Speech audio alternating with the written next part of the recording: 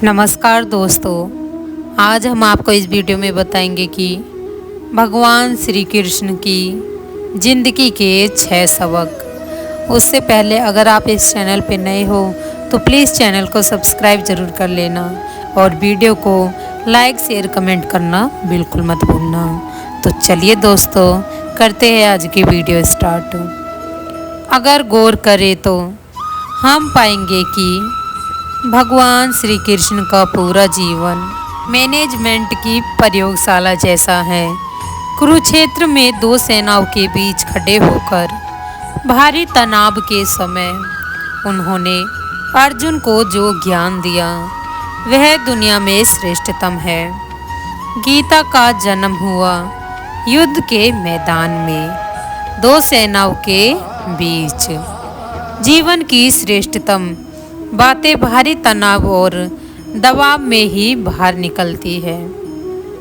अगर आप दिमाग को शांत और मन को स्थिर रखने की कोशिश करें तो सबसे बुरी परिस्थितियों में भी अपने लिए कुछ बहुत बेहतरीन निकाल पाएंगे।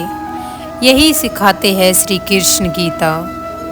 पढ़ने से पहले अगर इसी बात को समझ लिया जाए तो गीता पढ़ना सफल हो जाएगा। श्री कृष्ण का जीवन ऐसी ही बातों से भरा पड़ा है।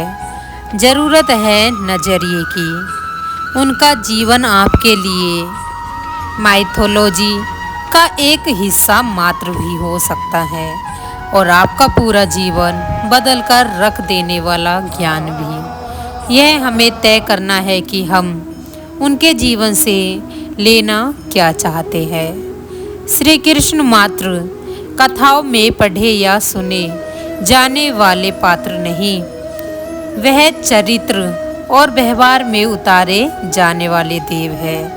वह हमें सीख देते हैं कि गीता का ज्ञान नंबर 1 सिर्फ मुर्दों को आराम है, जिंदगी संघर्ष का दूसरा नाम है। कभी अगर आपको जीवन की स्थितियों पर रोना आए तो एक बार श्री कृष्ण की जीवनी पर नज़र जरूर डालें। रोना बंद कर दोगे आप। श्री कृष्ण एक जेल में जन्म लिया था। जन्म लेने के तुरंत बाद ही उन्हें रात में ही उफनती यमुना पार कर गोकुल ले जाया गया।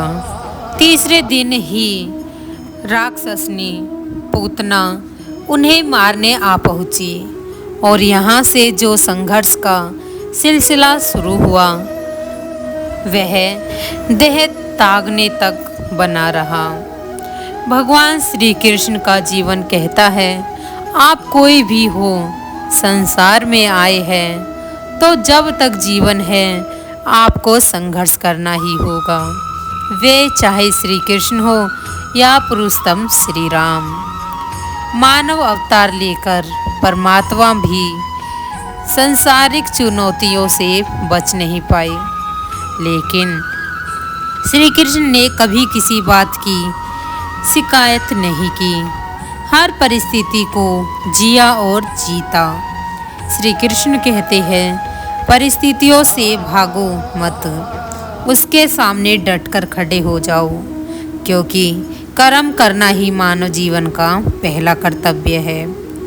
हम कर्मों से ही मुश्किलों को जीत सकते हैं। गीता का ज्ञान नंबर 2 शिक्षा वही जो अज्ञान घटाए, कौशल बढ़ाए। श्री कृष्ण ने अपनी शिक्षा मध्य प्रदेश के उज्जैन में संदीपनी ऋषि के आश्रम में रहकर पूरी की थी। कहा जाता है कि 64 दिन में उन्होंने 64 कलाओं का ज्ञान हासिल कर लिया था। वैदिक ज्ञान के अलावा उन्होंने कलाएं सीखी। शिक्षा ऐसी ही होनी चाहिए जो हमारे व्यक्तित्व का रचनात्मक विकास करे। संगीत, नृत्य, युद्ध सहित 64 कलाएं कृष्ण के व्यक्तित्व का हिस्सा बनी। अगर आप विद्यार्थी हैं तो खुद को सिर्फ किताबी ज्ञान तक सीमित ना रखें, अपने कौशल पर ध्यान दें। अगर आपके बच्चे स्कूल में पढ़ते हैं तो उन्हें अपने व्यक्तित्व को कौशल समृद्ध करने को प्रोत्साहित करें। उनमें कोरा ज्ञान ना भरे। उनकी पढ़ाई ऐसी हो कि उनकी रचनात्मक को नए आयाम मिले। नंबर 3, गीता तीसरा सीख है, प्रेम बचा रहेगा शेष, रिश्तों में करे निवेश। कृष्ण ने जीवन भर कभी उन लोगों का साथ नहीं छोड़ा जिनको मन से अपना माना। अर्जुन हो, सुदामा या फिर उद्धव, श्री कृष्ण ने जिसे अपना मान लिया उसका साथ जीवन भर दिया। रिश्तों के लिए उन्होंने कई लड़ाइयाँ लड़ी और रिश्तों से ही कई लड़ाइयाँ जीती। उनके जीवन का सीधा संदेश है, संसारिक इंसान की सबसे बड़ी धरोहर रिश्ते ही है। अगर किसी के पास रिश्तों की थाती नहीं तो वह इंसान संसार में अच्छा जीवन नहीं जी सकता। इसलिए रिश्तों को दिल से जिए और उन्हें प्रेम से भरपूर बनाए। गीता चौथी सीख कहती है, शांति ही चाह बनाएगी उन्नति की राह। श्री कृष्ण ने महाभारत का युद्ध होने से पहले शांति के लिए पांडवों और कौरवों के बीच मध्यस्थता की।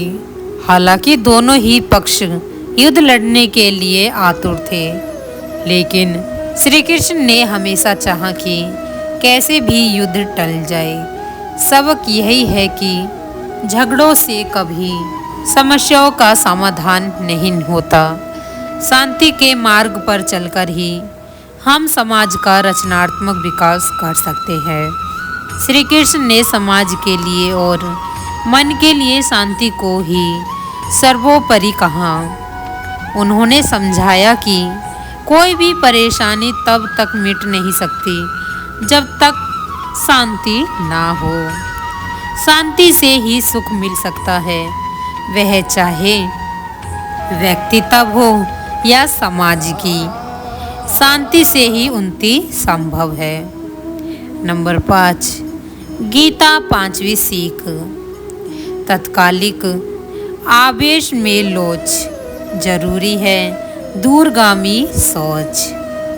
महाभारत की कहानी में जुए की घटना के बाद पांडवों को वनवास हो गया। तब श्री कृष्ण ने दूरदृष्टि दिखाते हुए अर्जुन को समझाया कि यह समय जाया करने के लिए नहीं बल्कि भविष्य के लिए तैयारी करने का है। उन्होंने सबको महादेव शिव, देवराज इंद्र और देवी दुर्गा की तपस्या करने के लिए कहा। श्री कृष्ण जानते थे कि दुर्योधन को कितना भी समझाया जाए वह पांडवों को कभी उनका राज्य नहीं लौटाएगा। तब अपना हक पाने के लिए शक्ति और समृद्धि की जरूरत होगी। कर्ण के कुंडल कवच पांडवों की जीत में अड़े पाएंगे। यह भी वे जानते थे कि उन्होंने हर चीज पर बहुत दूरगामी सोच रखी। कोई भी फैसला तत्कालीन आवेश में नहीं लिया। हर चीज के लिए आने वाली पीढ़ियों तक का सोचा। यही सोच राष्ट्र और समाज का निर्माण करती है।